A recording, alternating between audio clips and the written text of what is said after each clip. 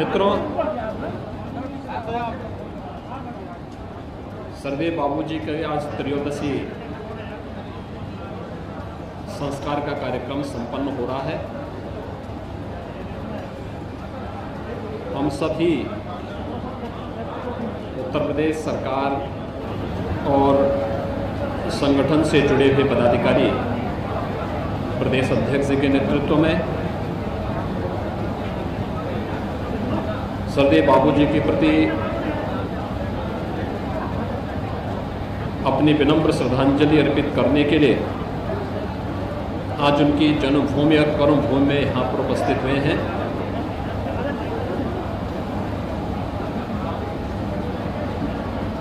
जनपद अलीगढ़ के पतरौली विधानसभा क्षेत्र के एक छोटे से गांव में एक सामान्य किसान परिवार में जन्म लेकर के अपने लिए नहीं बल्कि देश के लिए और समाज के लिए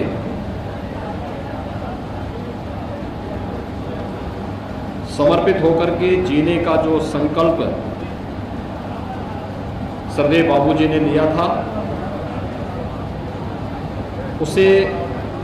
जीवन पर्यंत उन्होंने निभाया।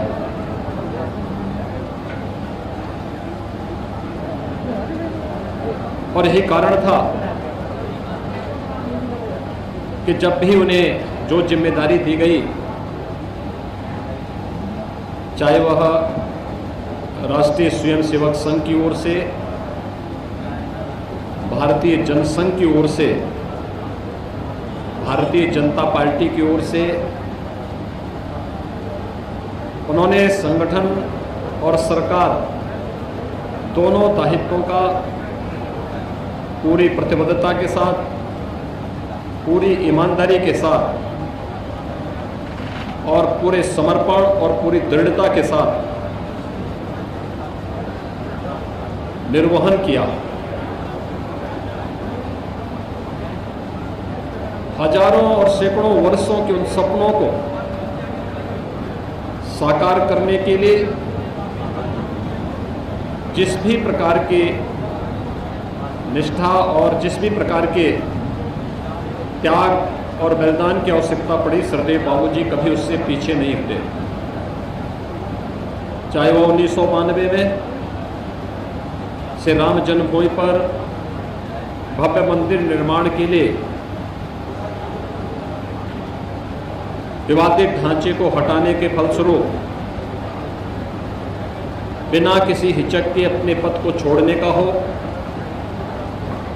या विवादित ढांचे के हटने के बाद पूरी नैतिक जिम्मेदारी अपने ऊपर लेते हुए किसी भी शासकीय कर्मी के खिलाफ कोई भी कार्रवाई न हो, बल्कि इस पूरी जिम्मेदारी को अपने ऊपर लेने का रहा हो, या उत्तर प्रदेश के अंदर भयमुक्त, भ्रष्टाचार मुक्त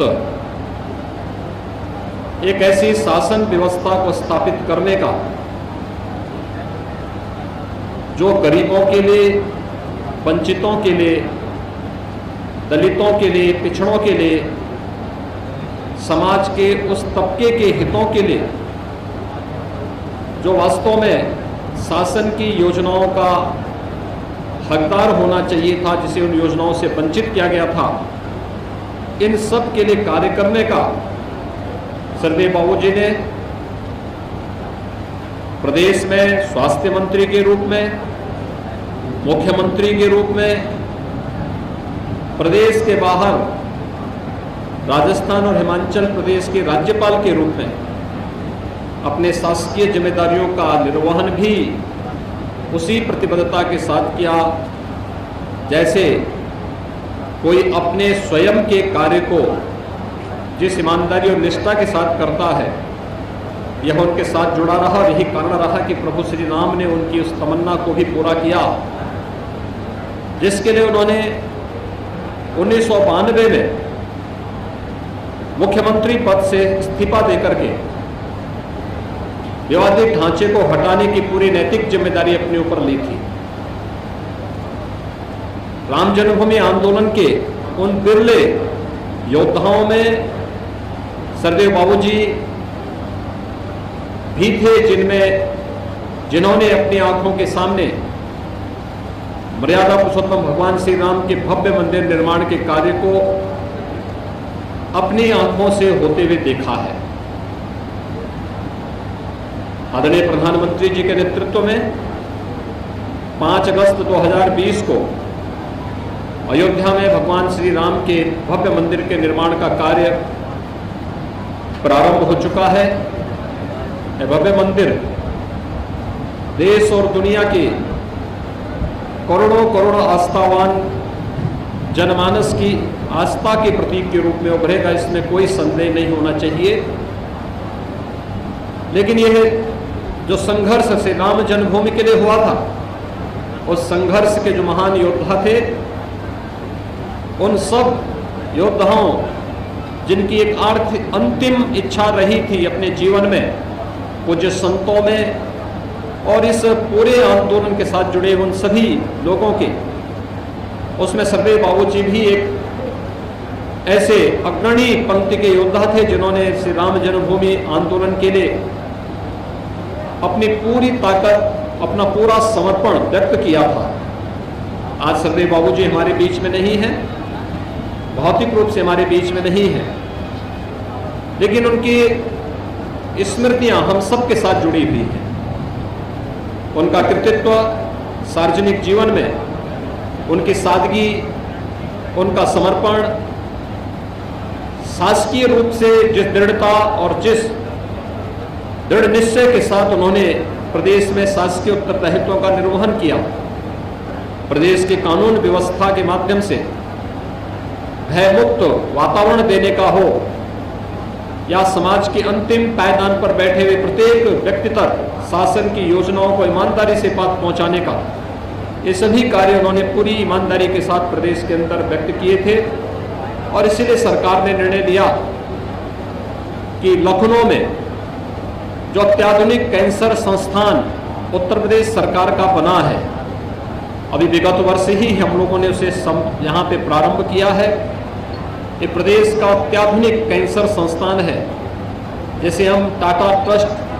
कैंसर हॉस्पिटल के साथ मिलकर के आगे बढ़ाने की कार्रवाई को आगे बढ़ा चुके हैं, इस कैंसर संस्थान का नाम हम स्वर्गीय बाबूजी के नाम पर स्वर्गीय कल्याण सिंह कैंसर संस्थान के रूप में रखने के निश्चय सरकार ने लिया है। और अगले कुछ माह के अंदर सरदेव बाबूजी की एक भव्य प्रतिमा भी उस परिसर में स्थापित करने की कार्रवाई संपन्न की जाएगी। इसके साथ ही प्रदेश सरकार ने भारत सरकार के सहयोग से बुलंदशहर में एक नए मेडिकल कॉलेज की स्थापना की कार्रवाई को आगे बढ़ाया है। यह नया मेडिकल कॉलेज जो अत्याधुनिक सुविधाओं से युक्त होगा, यह भी सरदेव बाबूजी के नाम पर स्वर्गीय कल्याण सिंह राजकीय मेडिकल कॉलेज के नाम पर जाना जाएगा। अतरौली विधानसभा क्षेत्र सरदेव बाबूजी के साथ 1962 से जुड़ा रहा है। यहाँ के लोगों के मन में अपार श्रद्धा का भाव सरदेव बाबूजी के प्रति है। मैं अंतिम संस्कार के दिन भी इस दृश्य को यहाँ पर देख रहा था। जब 23 अगस्त को हम लोगों को यहाँ पर अंतिम संस्कार के लिए यहाँ पर आए थे, तब भी मैंने यहाँ के लोगों के आत्मीयता को, सरदेव बाबूजी के प्रति उनके सम्मान और श्रद्धा के भाव को देखा था। और आज भी मैं देख रहा था, कई किलोमीटर दूर से लोग पैदल चले आ रहे हैं। क्या श्रद्धा और समर्पण का भाव है। राजनीति में, सार्वजनिक जीवन में लगभग 7 दशक तक कार्य करने और अपने आप भी 2 दशक से राजनीति से अलग होने के बावजूद इतनी श्रद्धा और समर्पण का भाव बिरला ही देखने को मिलता है। मैं यहाँ के नागरिकों के प्रति भी सम्मान का भाव व्यक्त करता हूँ, जिन्होंने बाबूजी को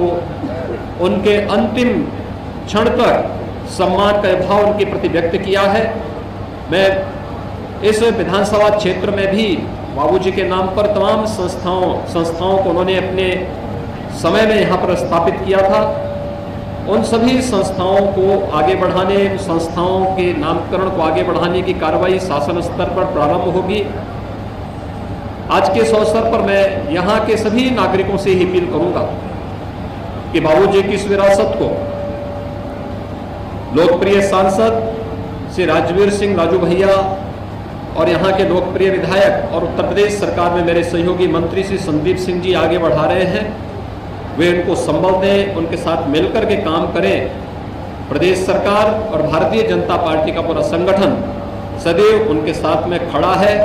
आज के इस अवसर पर मैं प्रदेश सरकार की ओर से सदैव बाबूजी के प्रति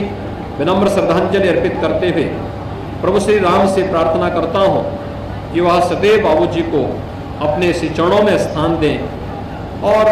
उन्हें सद्गति प्रदान करते हुए